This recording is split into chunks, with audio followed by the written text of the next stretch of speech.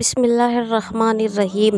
حضرت تمیم داری رضی اللہ عنہ فرماتے ہیں کہ ہم ایک بار حضور صلی اللہ علیہ وسلم کے بارگاہ اقدس میں حاضر تھے کہ ایک اونٹ بھاگتا ہوا آیا اور آپ صلی اللہ علیہ وسلم کے سر انور کے پاس آ کر کھڑا ہو گیا جیسے کان میں کوئی بات کہہ رہا ہو۔ آپ صلی اللہ علیہ وسلم نے فرمایا کہ اے اونٹ پرسکون ہو جا، اگر تو سچا ہے تو تیرا رب تجھے فائدہ دے گا، اگر تو جھوٹا ہے تو تجھے اس جھوٹ کی سزا ملے گی۔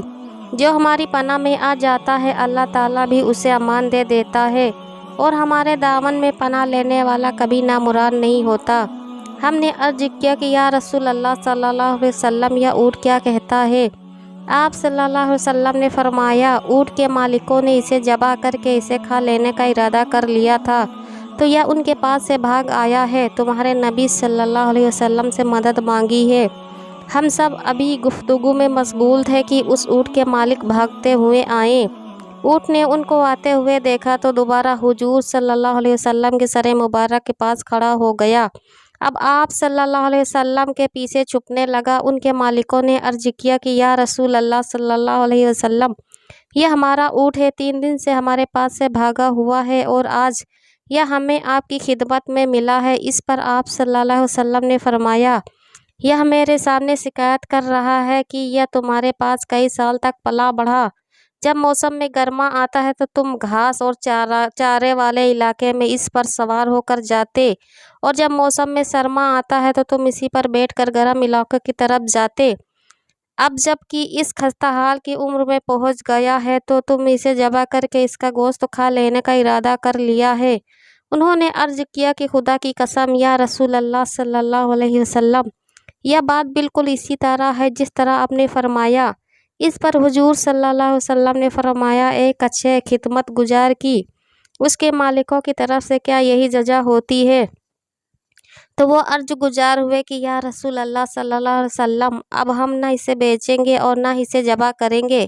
اس کے بعد آپ صلی اللہ علیہ وسلم نے اس اونٹ کو کچھ درہم میں خرید لیا اور فرمایا کہ اے اونٹ جا، تو اللہ تعالیٰ کی رضا کی خاطر تو آزاد ہے۔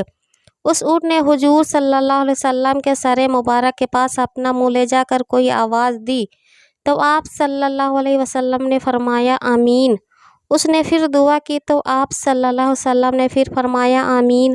اس نے پھر دعا کی تو آپ صلی اللہ علیہ وسلم نے پھر فرمایا آمین آمین۔ جب چوتھی مرتبہ دعا کی تو آپ صلی اللہ علیہ وسلم آپ دیدہ ہو گئے، آنکھوں سے آنسو بہنے لگے۔ ہم نے عرض کیا کہ یا رسول اللہ صلی اللہ علیہ وسلم، یہ اونٹ کیا کہہ رہا ہے؟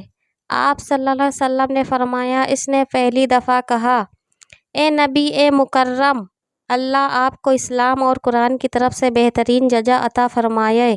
میں نے کہا آمین۔ پھر اس نے کہا اللہ تعالیٰ قیامت کے دن آپ کی امت سے اسی طرح خوف کو دور فرمائے جس طرح آپ نے مجھ پر دور فرمایا۔ میں نے کہا آمین۔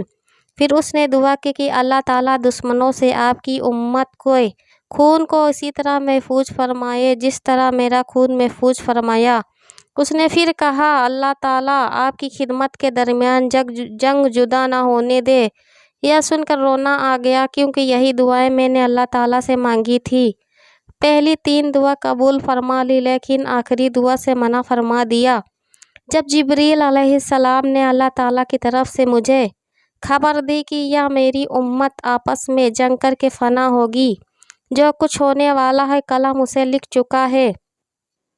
محترم حضرت نبی کریم صلی اللہ علیہ وسلم کے حدیث مبارک میں جو لکھا ہے آج وہ بالکل سچ نظر آ رہا ہے۔ آج کے دور پر نظر دوڑائے تو ہم دیکھتے ہیں کہ مسلمان کس طرح ایک دوسرے کے خون کے پیاسے ہیں، ایک دوسرے کو کس طرح قتل کرنے کو تیار ہیں، فرقہ واریت کے نام پر ایک دوسرے کے جان کے دشمن بنے ہوئے ہیں۔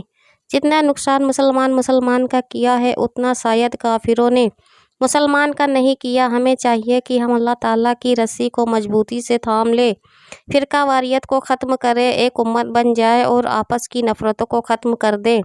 مسلمان کا بھائی ہے، آپس میں پیار اور محبت سے رہیں۔ اللہ تعالیٰ ہم سب کو سمجھنے اور نیک بننے کی توفیق عطا فرمائے، آمین۔